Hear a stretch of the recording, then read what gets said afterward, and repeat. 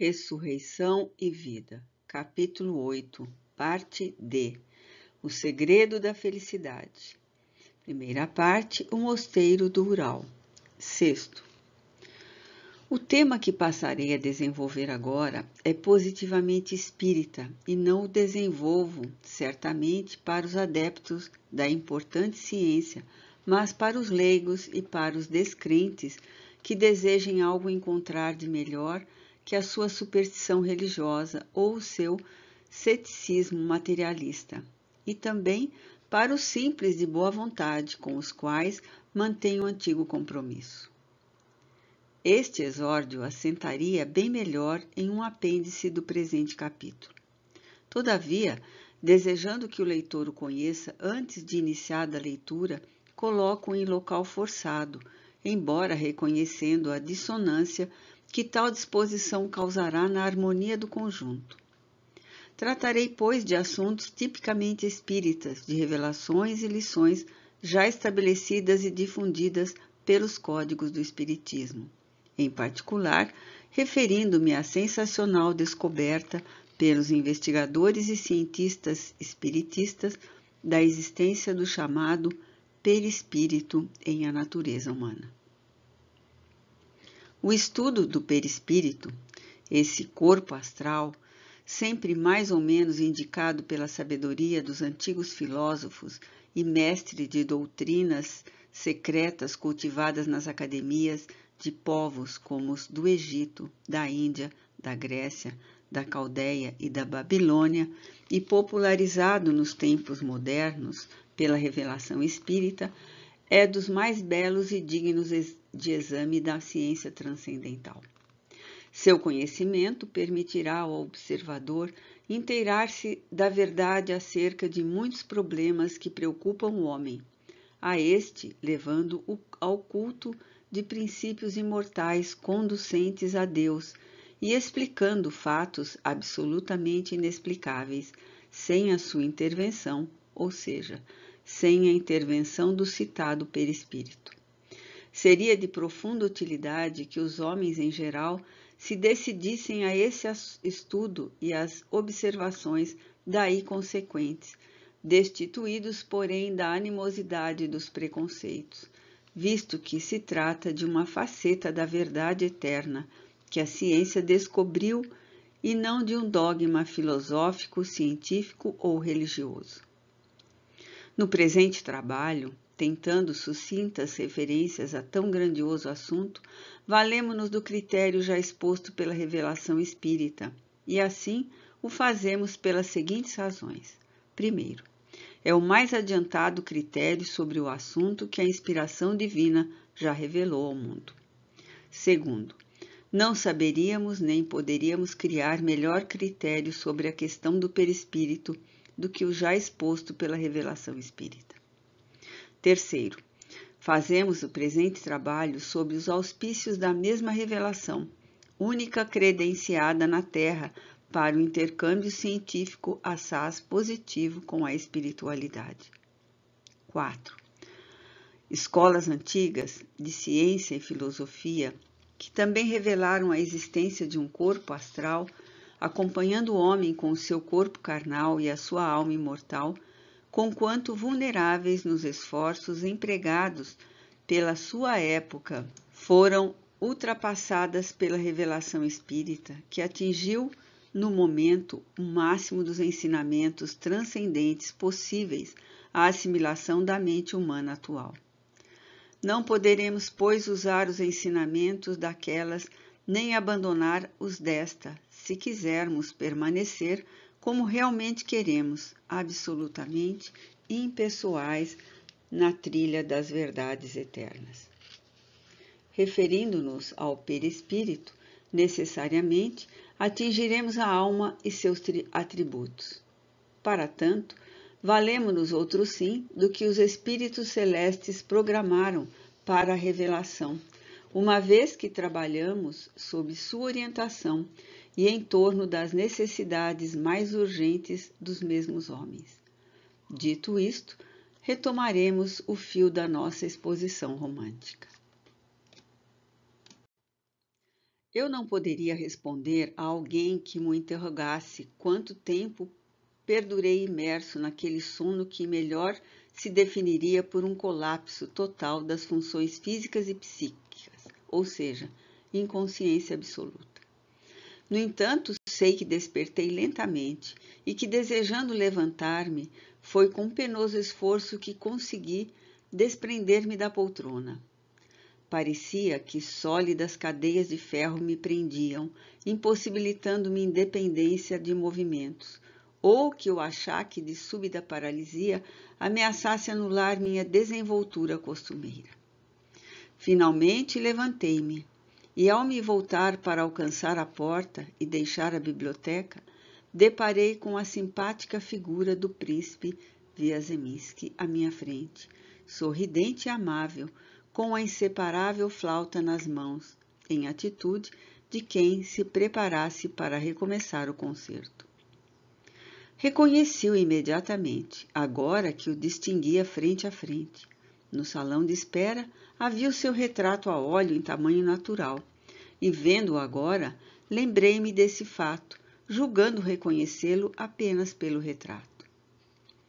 Forte emoção alvoroçava o meu ser, avisando-me de que eu o reconheceria mesmo sem que houvesse o retrato, visto que laços ignotos dir-se-iam ligar poderosamente as nossas almas, impressão esta que se me impôs desde o primeiro instante. Senti-me, todavia, confuso em sua presença. Sensação incomodativa de respeito, de pavor e de vergonha tolheu-me a ação. Esqueci-me de cumprimentá-lo e pedir-lhe escusas pela minha intromissão em sua casa, explicando-lhe que ali me encontrava sob a intervenção do superior do mosteiro. Esqueci-me também de que esse mesmo Sergei Sokolov, príncipe Wierzemiński, agora frente a frente comigo, não mais pertencia ao mundo dos vivos, pois morrera antes mesmo do século XIX em que estávamos. Voltei-me, pois, confuso, pretendendo afastar-me por uma daquelas portas laterais que os reposteiros cobriam, a fim de me furtar a sua presença. Ao tentá-lo, tropecei na poltrona em que estivera sentado, e, tomado de estupefação, vi-me a mim mesmo ainda sentado ali dormindo, profundamente, ressonando alto como qualquer burguês depois de lauto almoço, por entre suspiros longos e grotescamente repetidos. Contemplei-me aturdido e confesso que aquele feio e pesado corpo de 35 anos me repugnou. Em seguida, examinei o meu outro eu, esse que não dormia e que contemplava o que dormia, e considerei-o agradável e muito grato a mim mesmo. Passei as mãos desse meu ser, o pensante, que velava pelo rosto do que estava encostado na poltrona, entregue ao sono. Alisei-lhe os cabelos, sem conseguir remover de sobre a testa a madeixa que se desprendera e parecia incomodar os olhos. Troquei-lhe as mãos, as vestes e auscultei-lhe o coração. No entanto, parecia que o fazia a uma outra personalidade estranha a mim. Tão independente dele eu me sentia, não obstante reconhecê-lo como coisa que me pertencia, como outro eu que integrava a minha personalidade humana. Mais confuso ainda, sem compreender o que se passava, voltei-me para o príncipe, que continuava sorrindo e que finalmente, talvez compadecido de minhas incertezas, me tomou suavemente pelo braço, atraindo-me para o vestíbulo. Se bem-vindo, meu caro Vladimir, disse docemente em tom caricioso, com a melodia da sua flauta, mas em que se percebia um acento de melancolia. Se bem-vindo. Deus é testemunha de como a tua presença aqui alegra o meu coração e como anos a fio orei ao Criador suplicando que aqui viesse ter. Minha perseverança telepática foi bem-sucedida, pois aqui estás. Nada respondi, limitando-me a fitá-lo com surpresa, julgando-me contornado por sonho singular. E ele prosseguiu. Não está sonhando, Vladimir. O que no momento se passa contigo é um fato tão natural como os demais fatos que se associam à vida do homem, e com o qual não te deverá surpreender, para que te habilites na ciência de ti mesmo, conhecendo por que vives e pensas, por que sofres e trabalhas, por que deves ser bom em vez de seres mau.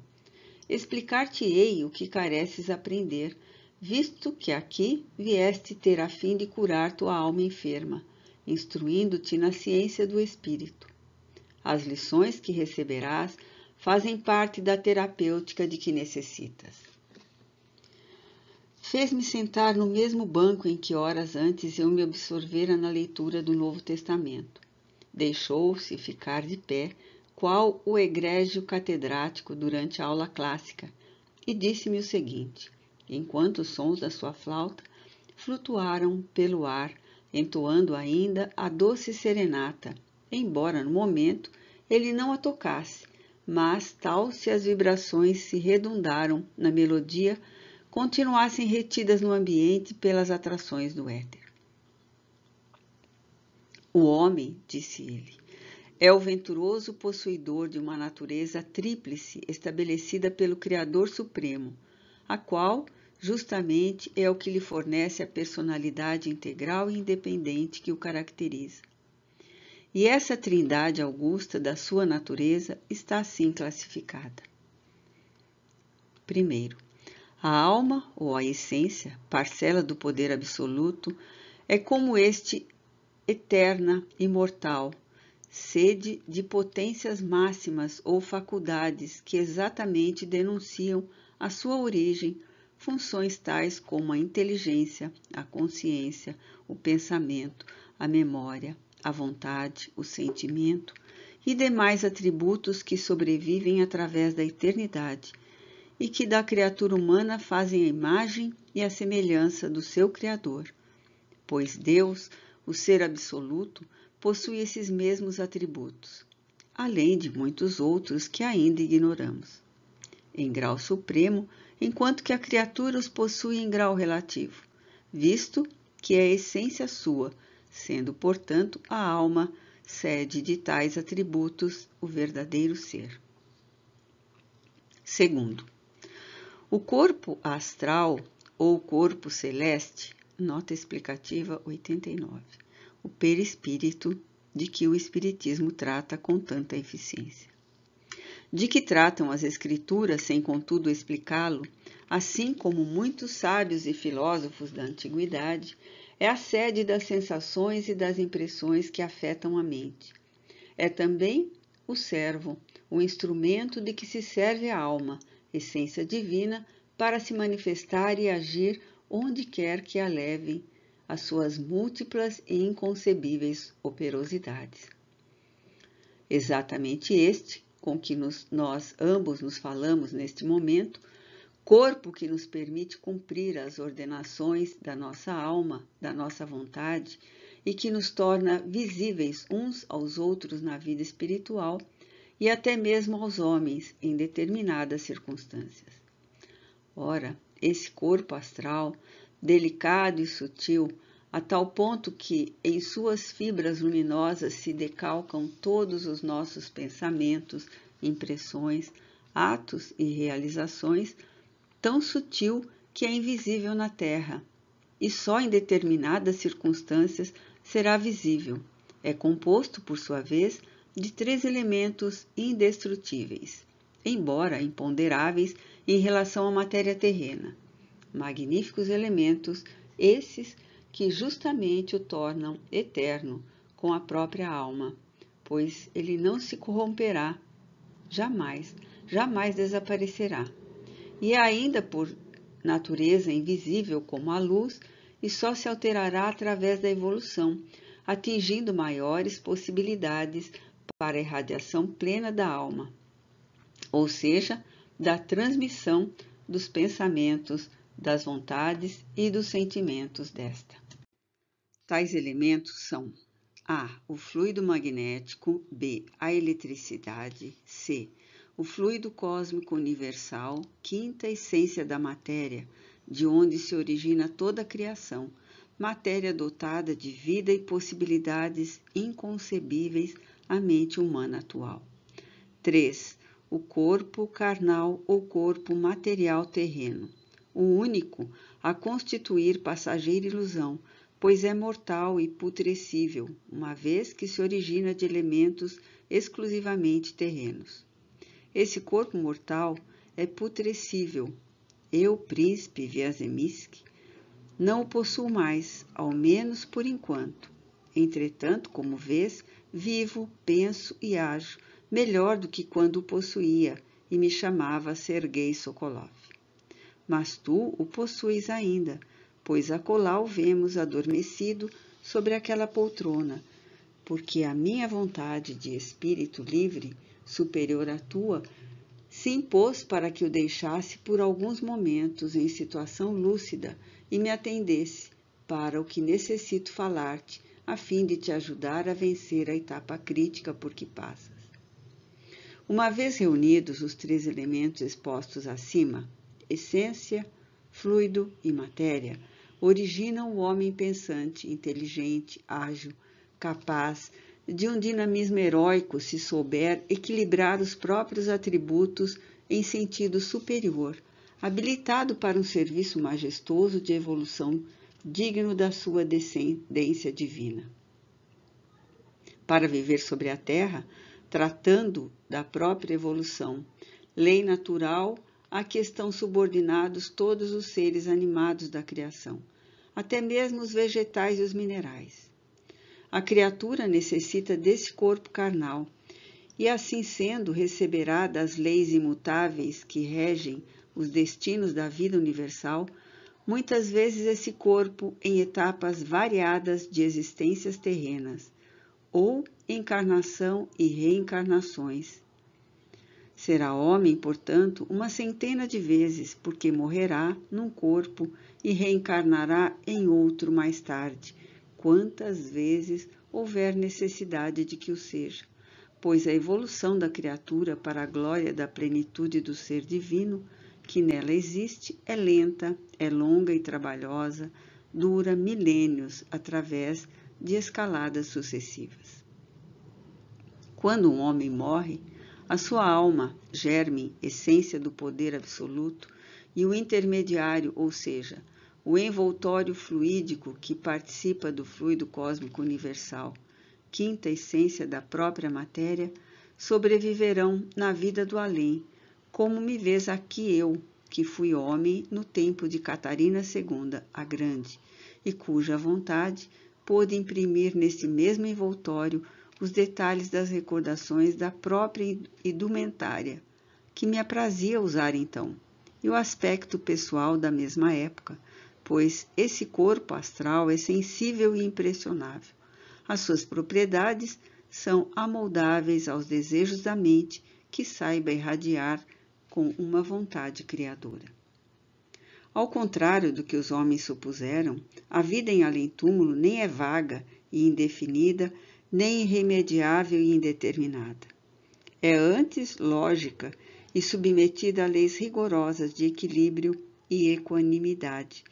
É vida normal do ser racional e pensante, pois a terrena decorre como estágios preparatórios para na jornada multimilenar da evolução, daquela ser iniciado na insignificância, mas dotado de poderes latentes para se elevar por meio de labor ininterrupto, para engrandecer-se e depurar-se até harmonização com aquele que lhe forneceu o ser, tal como a criança, que já no berço retém os poderes futuros ainda adormecidos nos arcanos da personalidade, à espera do desenvolvimento normal.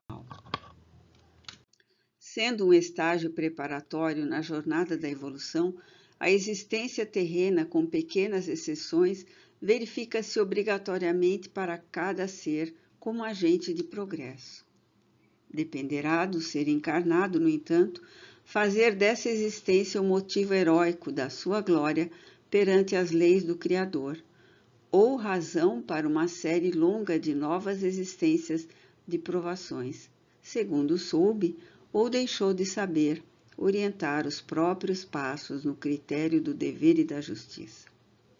Uma sequência longa de reencarnações expiatórias só se verifica se o espírito infringe regulamentos delicados da lei da criação.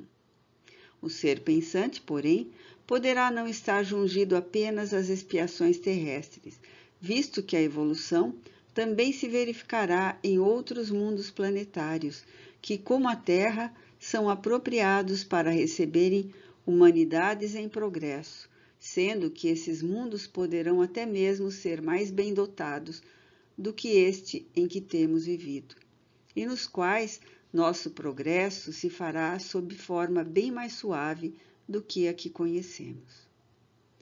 Vladimir, caro irmão, o universo é infinito, vivemos todos no infinito, homens e espíritos. A vida contém aspectos múltiplos que conviria ao homem desvendar para se poder alçar aos páramos sublimes da verdade. 90. Nota do autor espiritual. Resumo do ensino fornecido a respeito pelos espíritos superiores que revelaram a doutrina espírita a Allan Kardec. Mas, adivinhe eu, recalcitrante e aturdido, como pudeste descobrir todas essas interessantes exposições? Esqueces, porventura, que sou um espírito livre que já pôde penetrar em certos segredos da criação e que, portanto, meu dever é comunicar aos homens o que, por minha vez, aprendo na vida espiritual? Aliás, tais ensinamentos têm sido revelados aos humanos desde tempos muito remotos. Somente o homem moderno ignora tais princípios, meu caro Vladimir, porque as extraordinárias da Idade Média, acendendo paixões cruéis no coração humano, arredaram das academias e dos templos a possibilidade da harmonização do pensamento com as inteligências celestes para o intercâmbio fácil que alimentava tais revelações. Entretanto, não tardará o momento em que elas, as revelações supranormais, serão revividas na sociedade terrena por um novo surto de intercâmbio entre as inteligências espirituais e o homem, com tendências para uma reforma geral. Nota explicativa 91. Referência ao advento da revelação espírita, que deveria chegar com a publicação de O Livro dos Espíritos em 1857. Nos corações e nos caracteres humanos, tal como se deu com o advento do cristianismo. Nada opus a essas estranhas falas, e embora considerasse-as atraentes, calei-me, aturdido ante a profundidade da exposição e atemorizado com a vertigem do desconhecido, que começava a se desvendar diante de mim. Sem me conceder vagar para qualquer outro raciocínio, o príncipe Wiazemski, tomando-me novamente pelo braço, arrastou-me consigo pelo ar, fazendo-me flutuar com ele na atmosfera, como se ambos fôssemos como aquelas folhas do arvoredo que os ventos do outono arrancam dos galhos para as fazerem volutear pelo espaço em caprichosos bailados. Após subir até certa altura, sempre me prendendo pelo braço, com aquela bela mão que eu já notara, começou a girar por sobre a região toda, e eu então me lembrei das estrelas cadentes que muitas vezes havia observado no seio da amplidão e nos comparei a elas. Era, porém, noite fechada, e a lua clareava a solidão do panorama triste. E a sua claridade sugestiva pude rever as aldeolas silenciosas, as ravinas e os prados cobertos de relva, as deciatines já plantadas, o mosteiro erguido no alto da colina com seus campanários acolhedores, suas muralhas e seus arvoredos protetores, e mais além, o volume impressionante dos urais, evocando não sei que sugestões alucinantes. Confesso que diante dessa panorama, contemplando por forma tão singular, acometeu-me significativo terror, vendo-me assim presa dessa estranha aventura do meu ser espiritual, inteiramente à mercê daquela alma de príncipe filósofo, a quem 3 gerações bendiziam, por entre preces e histórias docemente narradas a seu respeito, nas quais a sabedoria de que era portador e o amor por ele, dedicado aos humildes e sofredores, se destacavam com o maior atributo da sua nobreza moral. Por que assim voejamos, Senhor? Atrevi-me a indagar. É para tonificar teu envoltório astral nas ondas do éter e do magnetismo sideral, a fim de que resistas, sem grande dispêndio de energias psíquicas, ao que se vai passar, visto que és ainda uma alma jungida à matéria terrena, que muito embrutece ou enfraquece as vibrações do ser espiritual. Respondeu com a mansidão que deixava visível. A nada mais me atrevi, atendo-me a uma expectativa serena. Dali a minuto regressamos à mansão e pousamos lentamente no terraço, mais alto e solitário do grande edifício. E o príncipe então convidou-me a sentar num dos bancos que se viam junto dos balcões. Vladimir, leio em teu coração a revolta contra o destino que te apresentou a taça de amarguras incompreensíveis, culminando com a figura de uma mulher a quem amaste e cuja traição aos deveres para contigo, à sociedade e às leis de Deus malbaratou a tua vida, talvez para sempre, disse ele após alguns instantes do nosso ingresso no terraço. Fitei-o tristemente, sem ânimo para responder qualquer coisa, mas sentindo a angústia dilatar-se em meu coração a cada palavra que ouvia. Continuou, no entanto, com um profundo acento de melancolia que antes já eu notara em seus modos. Quando tais fatos sucedem na vida de um homem, ou quando provações imprevistas e irremediáveis o assaltam no carreiro da existência, é que sua evolução moral se processa por meio da dor, uma vez que foi rebelde às advertências da lei do bem durante etapas pretéritas, e não por meio do amor e do trabalho, como rezam os dispositivos divinos. Como assim? Ousei interrogar, não compreendendo o ensinamento. Se sofremos de forma irremediável, sob circunstâncias que desafiam todos os nossos esforços para se remediar, é que a causa da normalidade se assenta no pretérito de nossas existências planetárias, havidas aqui mesmo na Terra, ou em outros planetas habitados por almas irmãs nossas, pois que fica sabendo as estrelas que cintilam nesse espaço, que aí contemplas são mundos planetários, solidários uns com os outros, e que as almas, filhas de Deus, poderão espiar aqui na Terra, por exemplo, erros praticados em outras sociedades do infinito, ao passo que crimes praticados sobre a Terra, igualmente, poderão ser espiados e reparados em outros mundos. Nas tuas horas de solidão, quando tua alma sente a necessidade de confabular com o Pai e Criador, nunca pensastes em teu passado espiritual? Nunca desejaste investigar dentro do teu ser moral a razão por que vives e sofres o que eras antes do teu nascimento, o que fizeste para assim te sentires punido por uma sorte adversa de onde vieste, carregando os patrimônios sublimes da tua inteligência, os teus sentimentos e aspirações, a tua dor? Nunca desejaste saber por que nos recessos da tua individualidade existe o incorruptível farol da consciência? Pois, meu amigo, no teu próprio passado espiritual, que ignoras, no teu estado de vigília física, no recesso da tua consciência que pretendes abafar por uma vida de paixões, residem as causas da insatisfação que agita a tua existência. Vês quantas criaturas contundidas se abrigam em nosso asilo acolhedor, para o qual invoquei desde o primeiro dia a tutela maternal de Maria, mãe de Jesus? Umas são loucas, outras enfermas, muitas têm o coração amortalhado pelos desenganos, e todas são grandes sofredoras, a quem somente o amor de Deus e a prática do bem poderão salvar do desespero. Pois todas elas tiveram existências planetárias criminosas, num passado afastado.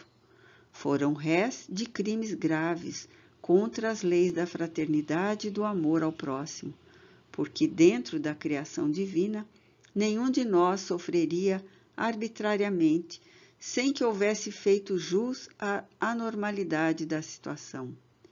E todos esses que aqui vivem abrigados somente se resignaram aos dramas da própria existência, depois que os levei a reverem o terrível panorama do passado, cujas consequências foram as expiações do presente e cujo epílogo aqui mesmo se verifica entre o trabalho, a meditação, a prática do bem e o amor a Deus, para teu próprio benefício. Portanto, irás examinar o teu passado espiritual, que muito ligado ao meu está. Fica atento, Vladimir, e confia em mim.